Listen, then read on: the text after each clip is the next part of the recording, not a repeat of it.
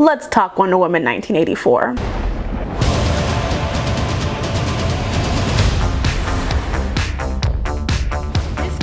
Hi everybody, I hope you guys are doing great. I had two other videos that I was working on, but once I finally got to see Wonder Woman 1984, I got an advanced screener for it, I realized that there was a lot about this movie that I wanted to talk about, both in just giving it a general movie review and also talking about its weird space in sort of the way that white feminist discourse has sort of pigeonholed our ability to really critique female heroines.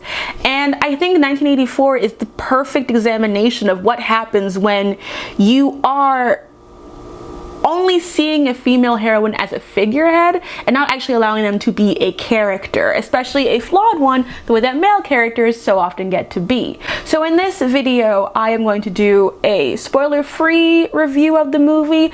I'm going to do spoilers, and then I'm going to just kind of get into the discourse around the film itself, including sort of the issue of women of color not getting screeners forward in terms of journalists and critics and freelancers, the sort of issues I think that the movie has in terms of understanding who Diana is, the weaknesses within Gal Gadot as playing this character, in my personal opinion.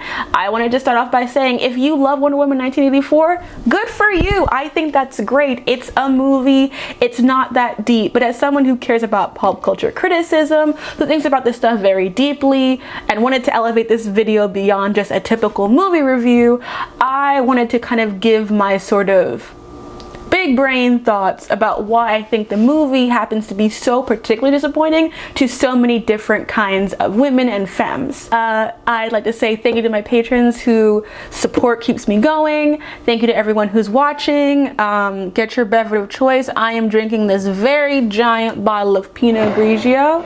And let's get into it. Wonder Woman 1984.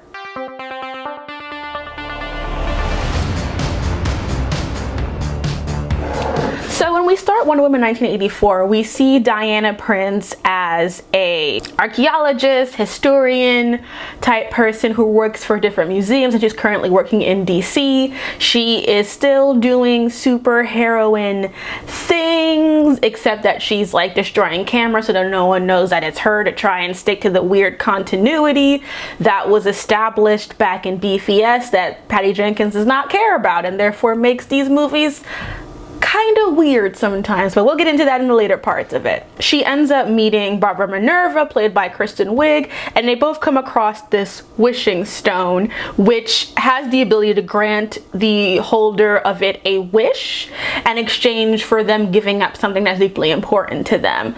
Wonder Woman Diana ends up wishing for Steve to be back, and Barbara ends up wishing that she could be more like Diana, beautiful, sexy, special, and this begins her slow transformation into at least the human version of the cheetah. The next wheel in this is Maxwell Lord, played by the Mandalorian Pedro Pascal, and he is pretty much playing the perfect 80s, because this movie takes place in the 1980s, if you can tell that from the title. He is playing the Gordon Gekko, Wall Street, greed, we need more type character, and he ends up getting control of the wishing stone, becoming the wishing stone, and using his power to enact his giant quest to attain more. That's really the theme of it, of everyone wanting more. And there is this weird framing device in the film where we see baby Diana take place in a Amazonian Olympic, and she ends up taking a shortcut, and her auntie Antiope is like, it's not the truth if you take a shortcut, it's not a true win. And that is supposed to kind of be the framing narrow throughout everything, like these wishes aren't real, they're not the truth, and Diana is supposed to have a conflict between her own personal desire of wanting Steve to be back, but also what that means of her sacrificing, which is her powers. I must say, the thing about Wonder Woman 1984 is that it's a very congested movie. It has a lot of big brain concepts and wants to say a lot of different things, but at the core of it is really a protagonist that is defined by one relationship in her entire life, which is Steve Trevor. And like, I get it. Chris Pine is a top tier Chris. He's a top tier white man. Beautiful, beautiful blue eyes. They're engaging. But at the same time, to have the most powerful female superhero, a queer icon in many ways, have the most important relationship in her life and her identity be a man, is vexing at times. Not because love and romantic love can't be important to how a person views himself. And in a way, she's a widow. She had a great love. She lost it. She wants it back. That's a very human thing. But the problem is that Steve becomes her only source of humanity. She doesn't really have relationships she is keeping to herself. And while it could be a really fun thing about, not fun, but engaging thing about how she's gonna outlive all these people, so why make friends with them? We're supposed to just assume that. There is really no sense of her having a longing for any sort of human companionship beyond Steve. She and Minerva meet, Barbara, I don't know why I'm calling her Minerva. She and Barbara meet and they have this instant, friendship chemistry, but it's really based on nothing. Barbara just goes really hardcore, like super white female on her. And I know that in the comics, Cheetah is one of her origins, because she has many, is that she is jealous of Diana. And that is fine, except that that jealousy is based on nothing. In fact, most of the jealousy just comes from the stone manipulating Barbara's feelings. And then there's this whole weird thing where her and Maxwell Lord kind of have an entanglement. And it just ends up making that character feel like a very, I keep calling it like a cheaper version of what Michelle Pfeiffer was doing in Batman Returns. And even from the styling with the glasses and the crinkled hair, everything about the way that character played kind of reminds me of like the pre-transformation Selena Kyle. Except the difference is that Selena Kyle as Catwoman was fully realized within like what? The first half of the first arc of the film, the first third of the film, and we get to see her be Catwoman and be her own thing separate from the men, and her character just gets to be so dynamic, where Kristen Wiig's Barbara just feels sort of like tacked on. And Cheetah is supposed to be Wonder Woman's great rival, but you never feel that. And the only reason why it even happens in a little bit of the situation is because of the powers of Diana being lessened and Cheetah's rising. So it doesn't even feel like a genuine rivalry. I think in many ways the film wants to be bigger, and with the stuff with the Wishing Stone leads them to have a lot of really strange, problematic scenes. There's this whole section in the Middle East that has to do with oil and Egypt and water, and I don't even want to get too deeply into it, but all I can say is that I wondered what on earth encouraged them to do this storyline. Considering Gal Gadot's politics and what she has said concerning the Israeli-Palestine conflict, it just doesn't seem like a wise move to remind people of what she has said a couple years ago, back before she actually aired in Wonder Woman. And two, it's such a big concept that is really minimalized through this story, and there are so many weird choices in this film. I don't think that the trailers fully explain how weird the movie is. And it's not bad because it's weird.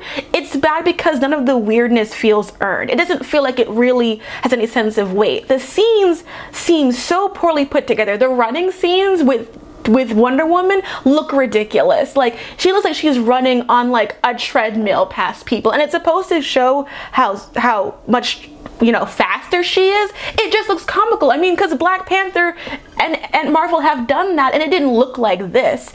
And there's a big emotional scene where we're supposed to be like feeling Diana's emotions, but you're just kind of caught up in how cheap and weird everything looks. And there are so many scenes that I just feel are just weirdly put together, and it really coasts on the chemistry and the romance between Steve and Diana.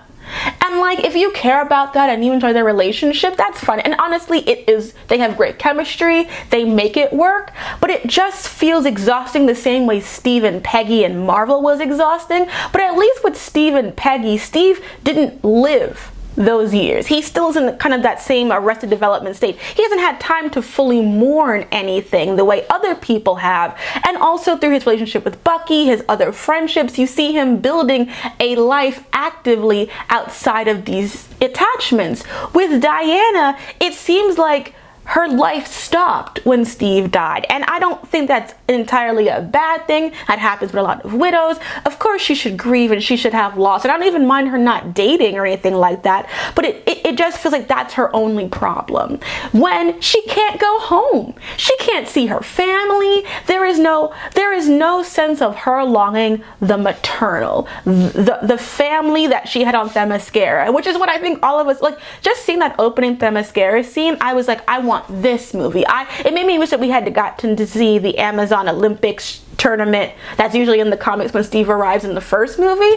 It made me wish to see that more. And also, I think what's so funny is that little Diana has so much personality. Like, how she expresses her frustrations just is so much better than how Gal Gadot is, and it makes me feel frustrated because I don't think Gal Gadot is entirely terrible, but she has a very narrow range, and when the film allows her to be in that range, she is great. But even the fighting scenes don't feel as energetic to me. She doesn't use a sword, she's just using her wit to do all these kind of weird things that look very hokey in a movie like this. And my friend Rachel compared it to like the 70s Supermans, and I would say that yes, I totally get that, except that, and I mean this with all due respect, Gal Gadot's not Christopher Reeve. She isn't giving us two different performances with Diana and Wonder Woman. She's not giving us anything that makes that range or that aesthetic feel earned, especially with all the weird political stuff that goes into it. And so what I found was that the movie just seems very long,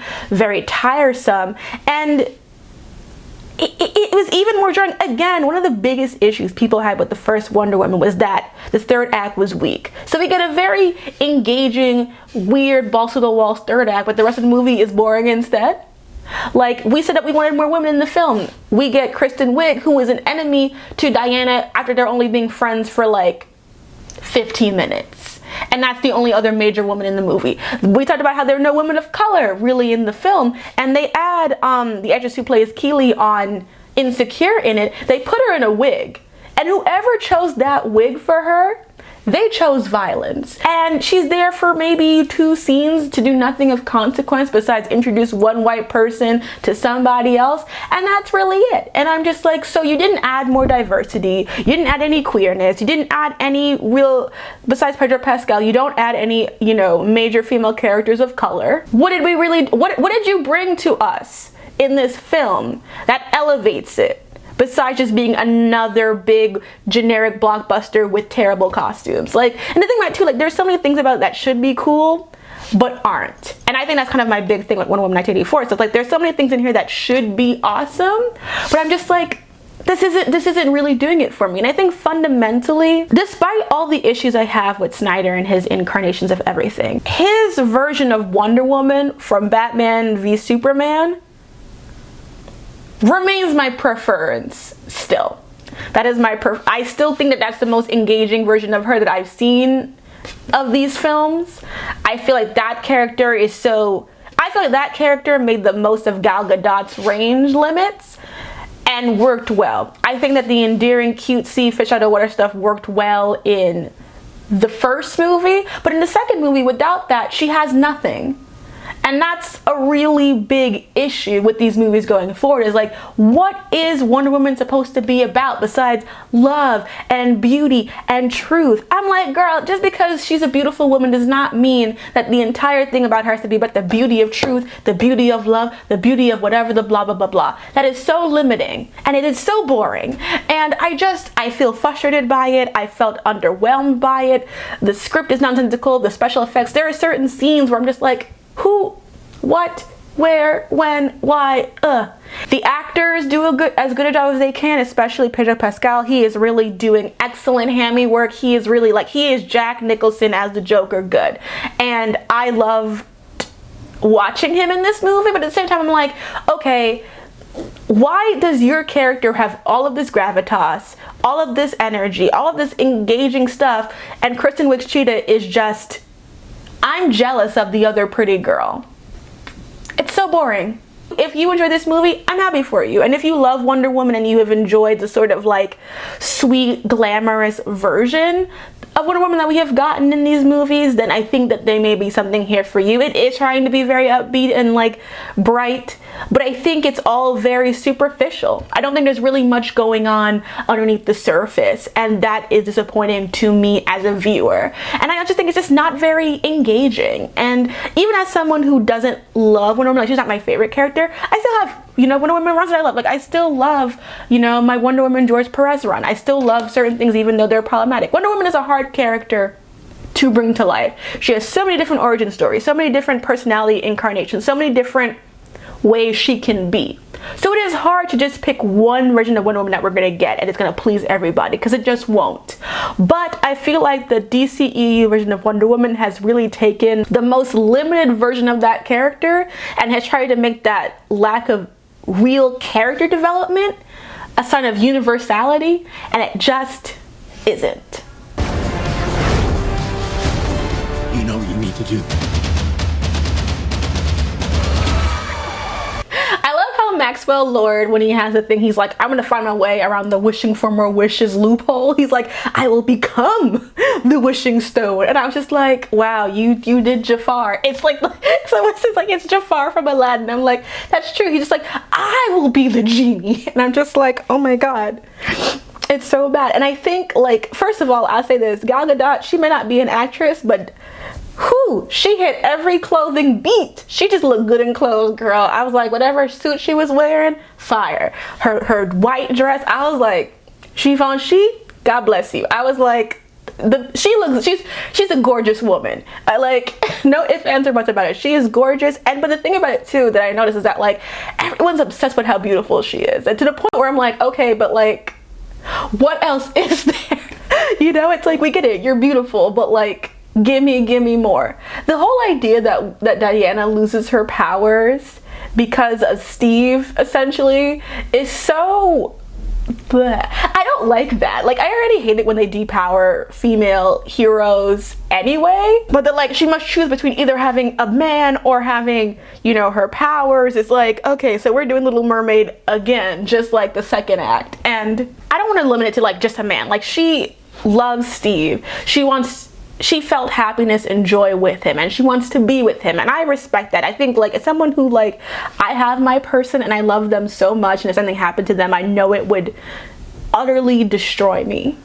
Like, absolutely. So I'm not, again, trying to belittle that, but who else is Diana? She is this Amazon. She is this powerful woman, and yet she is constantly being defined by her powers via men. Because even like, okay, they give us the invisible jet, which was amazing. How did they give us the invisible jet? Because of her father Zeus. So her demigodness, all of her extra powers and abilities get tied to her being a demigod, and therefore through Zeus, and not to the fact that she's a badass Amazon.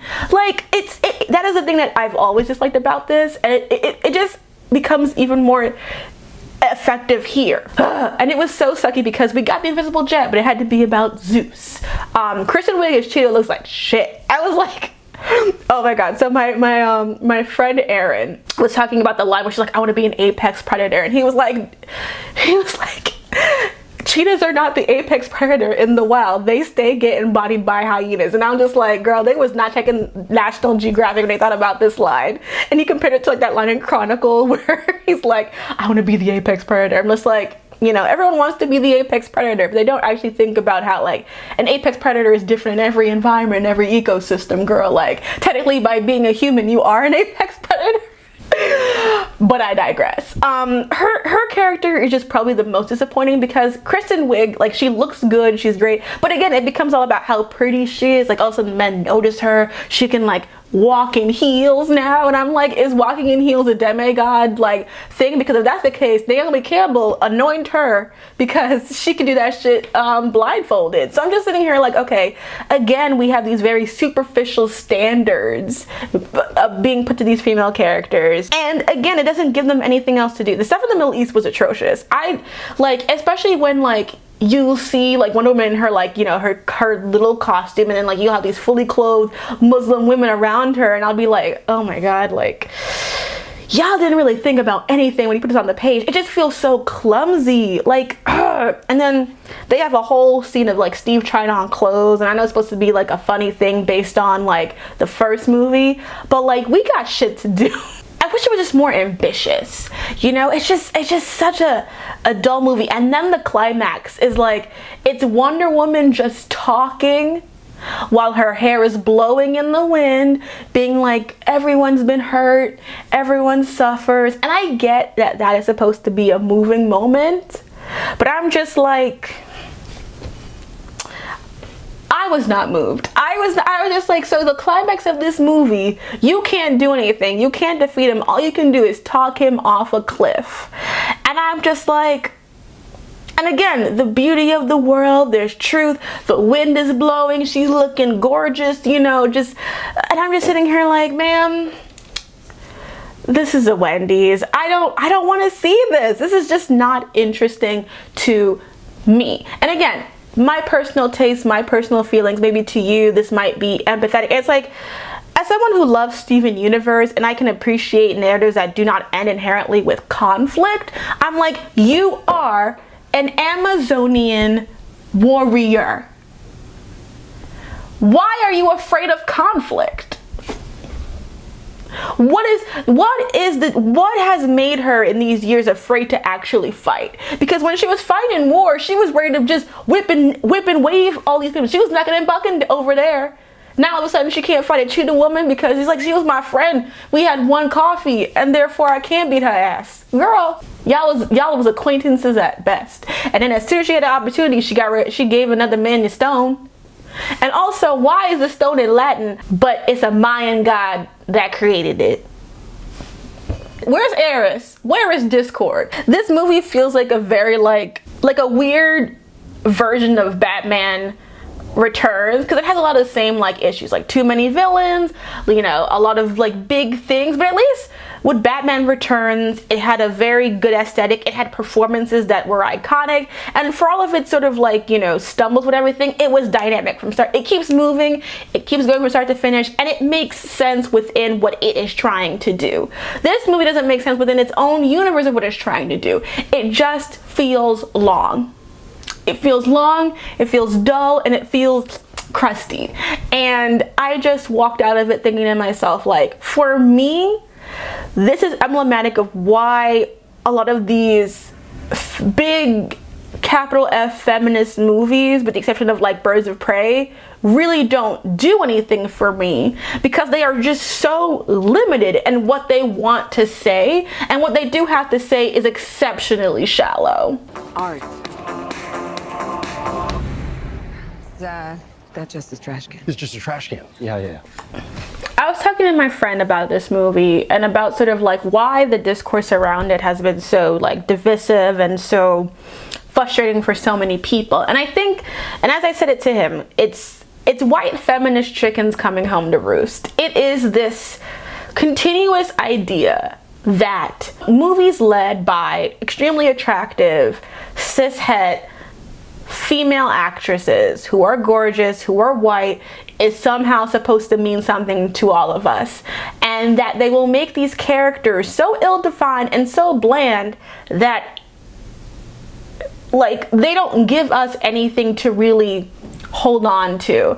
And I see this with Carol, you see this with Ray, you see this with a lot of things. And the funny thing is, you know who I was thinking of was a perfect comparison to like the way they're trying to write Diana? Kara from Supergirl. Except Kara is much better written because it's a TV show, you have more episodes, you have a lot more highlighting of Kara's flaws, her humanity, everything. Like Kara is like the closest Wonder Woman equivalent you can get in terms of like DC power levels, that kind of thing. But she's allowed to be flawed. She's allowed to be a little bit messy. She's allowed to have her relationship dramas and stuff be a little bit more complicated.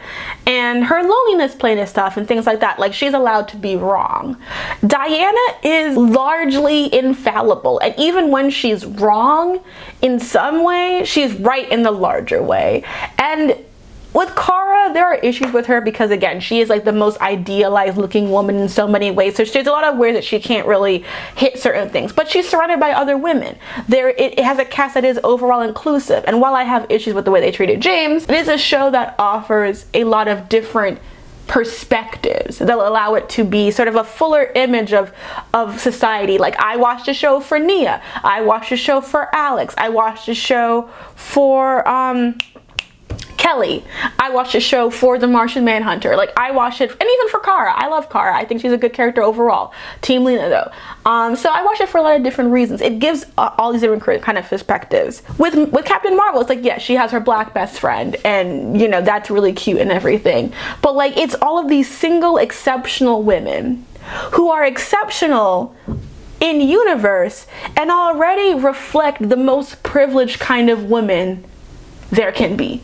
Are valued for their looks, for their beauty, especially Wonder Woman. Like, Wonder Woman, it, like, to the point where she really functions more as a model sometimes than a hero, because she always has to look good and perfectly coiffed whenever. I'm like, okay, girl. And I don't say it in a disrespectful way. I think that it's great that she's a hottie toddy, but, like, I compare it to, like, I know it's not everyone's cup of tea, but Birds of Prey, where Harley was out here looking a little bit messed up, not being afraid to be a little unattractive, wearing the same clothes, same bra for 3 days. That's representation. Like, I think that's kind of the thing that also ultimately frustrates me, is that, like, Birds of Prey, for all of its flaws, did have diversity, did try to do something different, did try to have flawed women, imperfect women, be leads of a comic book movie. And it was not rewarded for that for a bunch of reasons. Some of them I think have to do with the marketing, some of them I think have to do with sort of other issues. The movie's not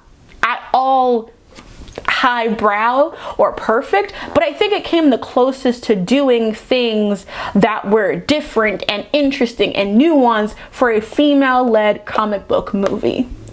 What Wonder Woman has been doing has been a lot of the same, and it's so regressive because Wonder Woman is such a progressive character overall, and that's why it's frustrating, because there's so much more Wonder Woman could be if they weren't so obsessed with her being this perfect goddamn character.